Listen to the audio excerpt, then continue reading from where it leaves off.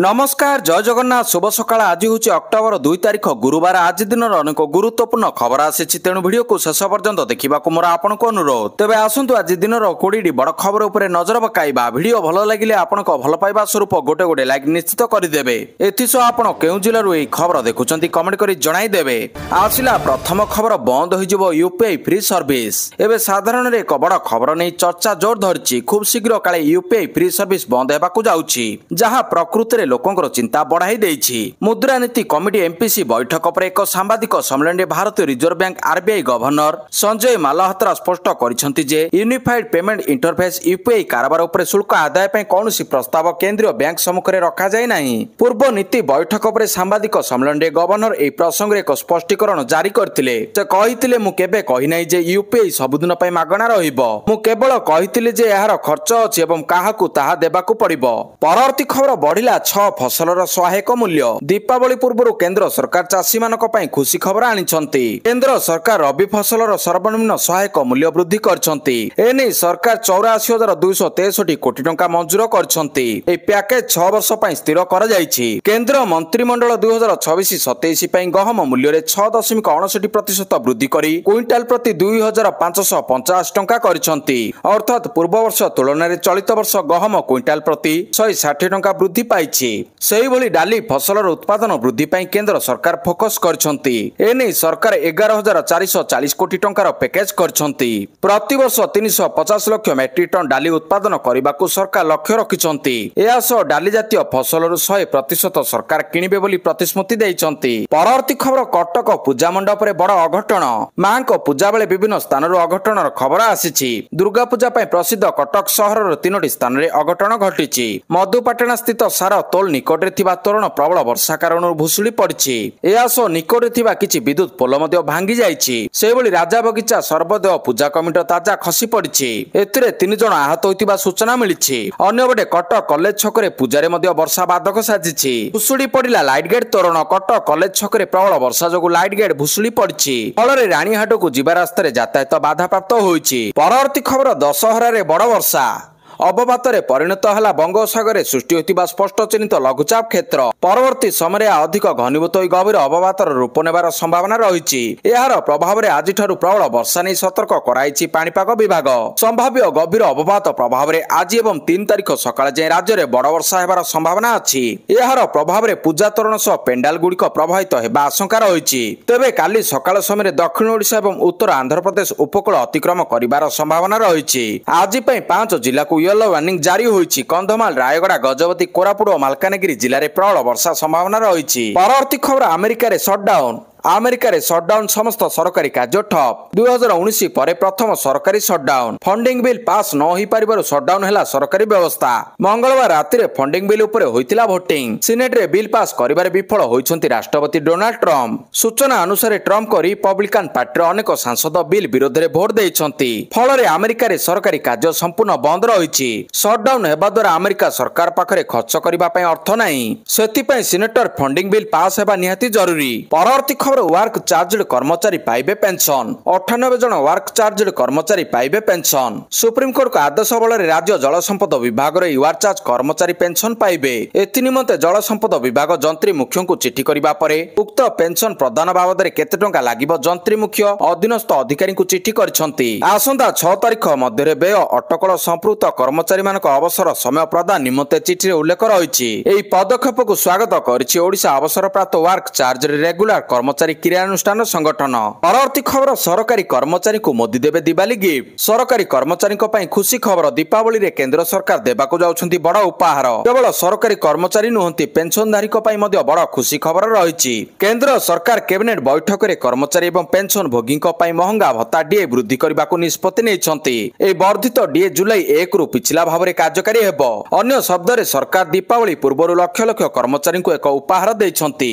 परवर्ती खबर भूमिकंप रे थरिला फिलिपाइन्स। दोहली गला फिलिपाइन्स अधा राति कंपिला नहीं गला 70 रु अधिक जीवन। फिलिपाइन्स रे भयंकर भूमिकंप रिक्टर स्केल रे यार तीव्रता 6.9 रहितिला।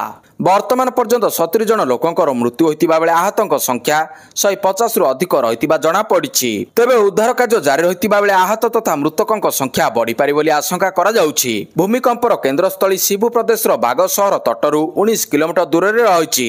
ଏହାର ଗଭୀରତା 5ରୁ 10 କିଲୋମିଟର ମଧ୍ୟରେ ଥିବାରୁ ପ୍ରଭାବ ଅଧିକ ରହିଛି। ପରବର୍ତ୍ତୀ ଖବର ଡିସେମ୍ବର 5 ଓ 6ରେ ଭାରତ ଆସିପାରନ୍ତି ରାଷ୍ଟ୍ରପତି ପୁଟିନ। ରୁଷରୁ ତେଲ ଆମଦାନୀକୁ ନେଇ ଆମେରିକା ସହ ଚାଲିଥିବା ଉତ୍ତେଜନା ଭିତରେ ରାଷ୍ଟ୍ରପତି ପୁଟିନ ଖୁବ୍ ଶୀଘ୍ର ଭାରତ ଆସିବେ। ତାଙ୍କର ସମ୍ଭାବ୍ୟ ଗସ୍ତ ତାରିଖ ସାମ୍ନାକୁ ଆସିଛି।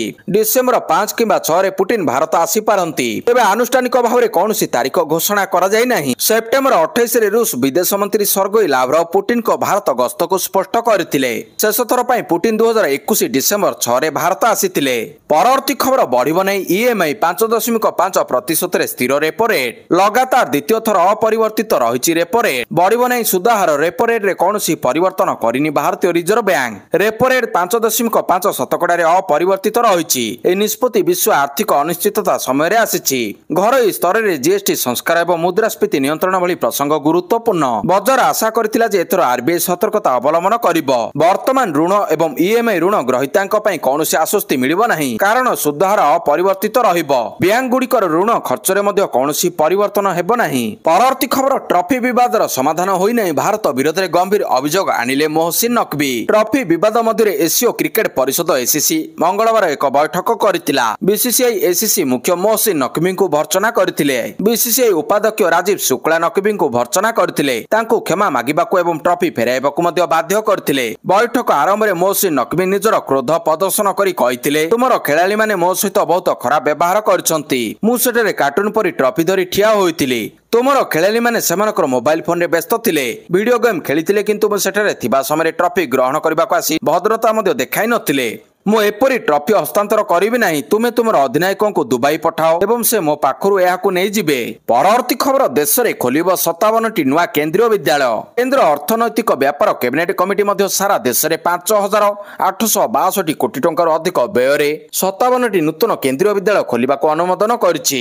ନୂଆଦିଲ୍ଲୀରେ ବୁଧବାର ଅନୁଷ୍ଠିତ କ୍ୟାବିନେଟ ବୈଠକ ପରେ ଗଣମାଧ୍ୟମକୁ ସୂଚନା ଦେଇ ସୂଚନା ଏବଂ ପ୍ରସାରଣ ମନ୍ତ୍ରୀ ଅଶ୍ୱିନୀ ବୈଷ୍ଣବ କହିଛନ୍ତି, କେନ୍ଦ୍ରୀୟ ବିଦ୍ୟାଳୟ ନଥିବା ଜିଲ୍ଲାଗୁଡ଼ିକରେ 20ଟି କେନ୍ଦ୍ରୀୟ ବିଦ୍ୟାଳୟ ଖୋଲିବେ। ସେ କହିଛନ୍ତି ଯେ ଆକାଂକ୍ଷୀ ଜିଲ୍ଲାଗୁଡ଼ିକରେ 14ଟି କେନ୍ଦ୍ରୀୟ ବିଦ୍ୟାଳୟ, ବାମପନ୍ଥୀ ଉଗ୍ରବାଦ ଜିଲ୍ଲାଗୁଡ଼ିକରେ 4ଟି ଏବଂ ଉତ୍ତର ପୂର୍ବ କ୍ଷେତ୍ର ଓ ପାହାଡ଼ିଆ ଅଞ୍ଚଳରେ 5ଟି କେନ୍ଦ୍ରୀୟ ବିଦ୍ୟାଳୟ ଖୋଲିବାର ପ୍ରସ୍ତାବ ରହିଛି। ମନ୍ତ୍ରୀ କହିଛନ୍ତି ଯେ ନୂଆ କେନ୍ଦ୍ରୀୟ ବିଦ୍ୟାଳୟ ସ୍ଥାପନ ଦ୍ୱାରା 87,000 ଛାତ୍ରଛାତ୍ରୀ ଉପକୃତ ହେବେ ଏବଂ 4,600 ଅତିରିକ୍ତ ଶିକ୍ଷକ ପଦବୀ ସୃଷ୍ଟି ହେବ। ପରବର୍ତ୍ତୀ ଖବର ଖଡଗେଙ୍କ ସ୍ୱାସ୍ଥ୍ୟ ଅବସ୍ଥା ଖରାପ। କଂଗ୍ରେସ ଅଧ୍ୟକ୍ଷ ମଲ୍ଲିକାର୍ଜୁନ ଖଡଗେଙ୍କ ସ୍ୱାସ୍ଥ୍ୟ ଅବସ୍ଥା ଖରାପ ରହିଛି। ତାଙ୍କୁ ବେଙ୍ଗାଲୁରୁ MS ରମେୟା ଡାକ୍ତରଖାନାରେ ଭର୍ତ୍ତି କରାଯାଇଛି। ସୂତ୍ର ଅନୁସାରେ ବାରମ୍ବାର ଜ୍ୱର ହେବା ପରେ ଖଡଗେଙ୍କ ସ୍ୱାସ୍ଥ୍ୟ ବହୁତ ଖରାପ ହୋଇଥିଲା। ମଙ୍ଗଳବାର ବିଳମ୍ବିତ ରାତିରେ ଡାକ୍ତରଖାନାକୁ ନିଆଯାଇଥିଲା। ଡାକ୍ତରୀ ଟିମ୍ ତୁରନ୍ତ ତାଙ୍କର ପରୀକ୍ଷା କରିଥିଲେ। ସୂଚନା ଅନୁସାରେ ଖଡଗେଙ୍କ ଅବସ୍ଥା ସ୍ଥିର ନ ହେବା ପର୍ଯ୍ୟନ୍ତ ତାଙ୍କୁ ନିରୀକ୍ଷଣରେ ରଖାଯିବ। ଖଡଗେଙ୍କ ଡାକ୍ତରଖାନାରେ ଭର୍ତ୍ତି ହେବା ଖବର ସାରା ଦେଶରେ କଂଗ୍ରେସ କର୍ମୀ ତଥା ସମର୍ଥକଙ୍କ ମଧ୍ୟରେ ଚିନ୍ତା ସୃଷ୍ଟି କରିଛି। ଦଳର ବରିଷ୍ଠ ନେତାମାନେ ତାଙ୍କର ଶୀଘ୍ର ଆରୋଗ୍ୟ କାମନା କରିଛନ୍ତି। ପରବର୍ତ୍ତୀ ଖବର କୋଭିଡ ଡ୍ୟୁଟିରେ ଶହୀଦ ପରିବାରକୁ 1 କୋଟି। ଦିଲ୍ଲୀର ରେଖା ଗୁପ୍ତା ସରକାର ବଡ଼ ଘୋଷଣା କରିଛନ୍ତି। କୋଭିଡ ସମୟରେ ଡ୍ୟୁଟିରେ ଥାଇ ଶହୀଦ ହୋଇଥିବା କର୍ମଚାରୀଙ୍କ ପରିବାରକୁ 1 କୋଟି ଟଙ୍କା ଲେଖାଏଁ ସହାୟତା ଦେବା ପାଇଁ ଦିଲ୍ଲୀ ସରକାର ଘୋଷଣା କରିଛନ୍ତି। ସେପଟେ ମଧ୍ୟପ୍ରଦେଶ ହାଇକୋର୍ଟ ମଧ୍ୟ ଏକ ନିର୍ଦ୍ଦେଶ ଦେଇଛନ୍ତି। କୋର୍ଟଙ୍କ ନିର୍ଦ୍ଦେଶ ମୁତାବକ କୋଭିଡ ସମୟରେ ଡ୍ୟୁଟିରେ ଥାଇ ମୃତ୍ୟୁବରଣ କରିଥିବା ସରକାରୀ କର୍ମଚାରୀଙ୍କ ପତ୍ନୀଙ୍କୁ କୋଭିଡ-19 ଯୋଦ୍ଧା କଲ୍ୟାଣ ଯୋଜନାରେ ସାମିଲ କରି ସେମାନଙ୍କୁ 90 ଦିନ ଭିତରେ ସହାୟତା ପ୍ରଦାନ କରିବାକୁ ନିର୍ଦ୍ଦେଶ ଦେଇଛନ୍ତି। ପରବର୍ତ୍ତୀ ଖବର RSS ପାଳୁଛି ଶତବାର୍ଷିକୀ ଉତ୍ସବ। କାର୍ଯ୍ୟକ୍ରମରେ ଯୋଗଦେଲେ ପ୍ରଧାନମନ୍ତ୍ରୀ ମୋଦି। ରାଷ୍ଟ୍ରୀୟ ସ୍ୱୟଂସେବକ ସଂଘ RSS ର ଶତବାର୍ଷିକୀ ଉତ୍ସବ ଅବସରରେ ପ୍ରଧାନମନ୍ତ୍ରୀ ନରେନ୍ଦ୍ର ମୋଦି RSS ର ଅବଦାନକୁ ଦର୍ଶାଇ ଏକ ସ୍ମାରକୀ ଡାକ ଟିକେଟ ଏବଂ ମୁଦ୍ରା ଉନ୍ମୋଚନ କରିଛନ୍ତି। ଭାରତ ସରକାର ସଂଘର ଗୌରବମୟ 100 ବର୍ଷର ଯାତ୍ରାକୁ ସ୍ମରଣ କରିବା ପାଇଁ ସ୍ୱତନ୍ତ୍ର ଡାକ ଟିକେଟ ଏବଂ ସ୍ମାରକୀ ମୁଦ୍ରା ଜାରି କରିଛନ୍ତି। 100 ଟଙ୍କାର ଏହି ମୁଦ୍ରାରେ ଗୋଟିଏ ପାର୍ଶ୍ୱରେ ଜାତୀୟ ପ୍ରତୀକ ଏବଂ ଅନ୍ୟ ପାର୍ଶ୍ୱରେ ସିଂହ ସହିତ ମୁଦ୍ରାରେ ଭାରତ ମାତାର ଏକ ମହିମାମୟ ପ୍ରତିଛବି ରହିଛି। RSS ଦଶହରାରୁ ଏହାର ଶତବାର୍ଷିକୀ ବର୍ଷ କାର୍ଯ୍ୟକ୍ରମ ଆରମ୍ଭ କରୁଛି। ଏହି କାର୍ଯ୍ୟକ୍ରମ ଅଧୀନରେ 2 ଅକ୍ଟୋବର 2025 ରୁ 20 ଅକ୍ଟୋବର 2026 ପର୍ଯ୍ୟନ୍ତ ସାରା ଦେଶରେ 7ଟି ପ୍ରମୁଖ କାର୍ଯ୍ୟକ୍ରମ ଅନୁଷ୍ଠିତ ହେବ। ଏହା ସହିତ RSS ମୁଖ୍ୟ ମୋହନ ଭାଗବତ ଆମେରିକା ଏବଂ କିଛି ୟୁରୋପୀୟ ଦେଶରେ ହେଉଥିବା କାର୍ଯ୍ୟକ୍ରମରେ ଅଂଶଗ୍ରହଣ କରିପାରନ୍ତି। ପରବର୍ତ୍ତୀ ଖବର ମାଙ୍କ କୃପା ଭିକ୍ଷା କଲେ ବିଭିନ୍ନ ରାଜନୈତିକ ଦଳର ନେତା। କଟକରେ ପୂଜା ମଣ୍ଡପ ବୁଲି ଓଡ଼ିଶାବାସୀଙ୍କ ସୁଖ ସମୃଦ୍ଧି କାମନା କଲେ ମୁଖ୍ୟମନ୍ତ୍ରୀ। ପୂଜାରେ ବୁଲିଛନ୍ତି ନେତା। ମଣ୍ଡପ ଓ ପେଣ୍ଡାଲରେ ଲାଗୁଛି ନେତାଙ୍କ ଭିଡ଼। ମୁଖ୍ୟମନ୍ତ୍ରୀ ମୋହନ ମାଝୀ କଟକର ବିଭିନ୍ନ ପୂଜା ମଣ୍ଡପ ବୁଲି ମାଙ୍କ ଦର୍ଶନ କରିଛନ୍ତି। ସେହିଭଳି ପ୍ରବଳ ବର୍ଷା ସତ୍ତ୍ୱେ ମଧ୍ୟ ବିଭିନ୍ନ ରାଜନୈତିକ ଦଳର ନେତା ଲୋକଙ୍କ ସହ ମିଶି ମଣ୍ଡପ ପୂଜାର୍ଚ୍ଚନା ସହ କରୁଛନ୍ତି ମାଙ୍କ ଦର୍ଶନ ଏବଂ ବିଭିନ୍ନ ପୀଠର ଉନ୍ନତିକରଣ ପାଇଁ ଦେଉଛନ୍ତି ପ୍ରତିଶ୍ରୁତି। ସାରା ରାଜ୍ୟରେ ମହାନବମୀ ଧୁମଧାମରେ ପାଳନ ହୋଇଛି। ପ୍ରବଳ ବର୍ଷା ମଧ୍ୟ ପୂଜା ମହଲକୁ ଫିକା କରିପାରି ନାହିଁ। ସବୁ ମଣ୍ଡପ ଓ ପେଣ୍ଡାଲରେ ଶ୍ରଦ୍ଧାଳୁଙ୍କ ଭିଡ଼। କେବଳ ସାଧାରଣ ଲୋକ ନୁହନ୍ତି, ମୁଖ୍ୟମନ୍ତ୍ରୀ ମଧ୍ୟ କଟକର ବିଭିନ୍ନ ପୂଜା ମଣ୍ଡପ ବୁଲି ମାଙ୍କୁ ଦର୍ଶନ କରିବା ସହ ଆଶୀର୍ବାଦ ନେଇଛନ୍ତି।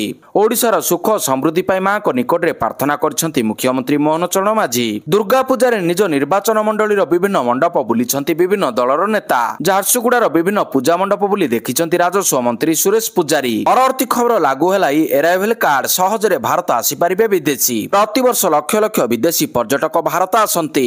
ଭାରତରେ ଏମିତି ଅନେକ ପର୍ଯ୍ୟଟନ ସ୍ଥଳ ରହିଛି ଯାହାକୁ ଦେଖିବା ପାଇଁ ବିଦେଶୀଙ୍କ ସ୍ୱପ୍ନ ଥାଏ, କିନ୍ତୁ ସେମାନଙ୍କ ପାଇଁ ଭାରତ ଆସିବା ସେତେ ସହଜ ନୁହେଁ। ଯିବା ଆସିବା ବେଳେ ବିମାନ ବନ୍ଦରରେ ସେମାନଙ୍କୁ ଅନେକ ପ୍ରକ୍ରିୟା ଦେଇ ଗତି କରିବାକୁ ପଡ଼ିଥାଏ। ତେଣୁ ଏହାକୁ ଦୃଷ୍ଟିରେ ରଖି ଅକ୍ଟୋବର 1ରୁ ପୂର୍ବରୁ ଥିବା ନିୟମରେ କିଛି ପରିବର୍ତ୍ତନ ହୋଇଛି।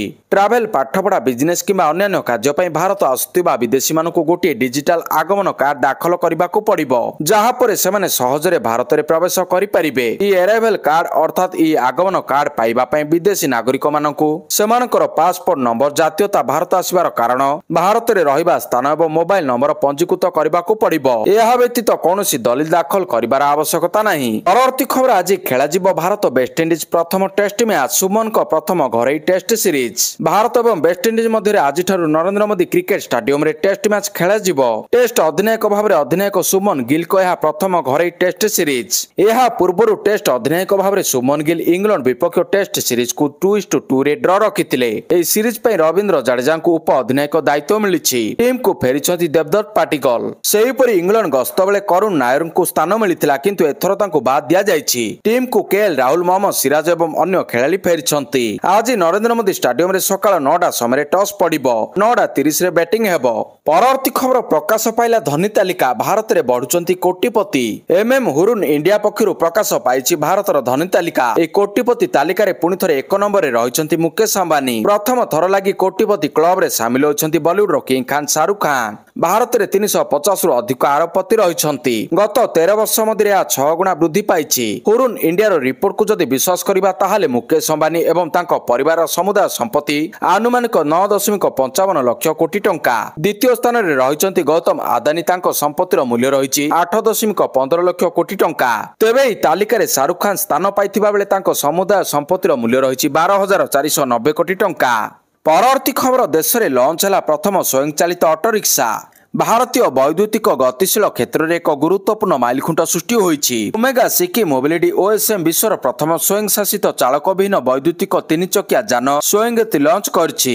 ଏଭଳି ସ୍ୱତନ୍ତ୍ର ଅଟୋର ମୂଲ୍ୟ ମାତ୍ର 4 ଲକ୍ଷ ଟଙ୍କା ରହିଥିବା ଜଣାପଡ଼ିଛି। ସ୍ୱୟଂଗତି OSM ର ବୈଦ୍ୟୁତିକ ପ୍ଲାଟଫର୍ମ ଏବଂ AI ଆଧାରିତ ସ୍ୱୟଂଶାସିତ ସିଷ୍ଟମ ଉପରେ ନିର୍ମିତ। ଏହା ବିମାନ ବନ୍ଦର, ସ୍ମାର୍ଟ କ୍ୟାମ୍ପସ, ପାର୍କ, ଗେଟେଡ ସମ୍ପ୍ରଦାୟ ଏବଂ ଜନଗହଳିପୂର୍ଣ୍ଣ ସହରାଞ୍ଚଳରେ ଡ୍ରାଇଭର ବିନା କାର୍ଯ୍ୟ କରିପାରିବ। ପରବର୍ତ୍ତୀ ଖବର ଚର୍ଚ୍ଚାରେ ମାଙ୍କ 62 ଫୁଟର ମୃଣ୍ମୟୀ ମୂର୍ତ୍ତି। ଜମୁଛି ଶ୍ରଦ୍ଧାଳୁଙ୍କ ଭିଡ଼।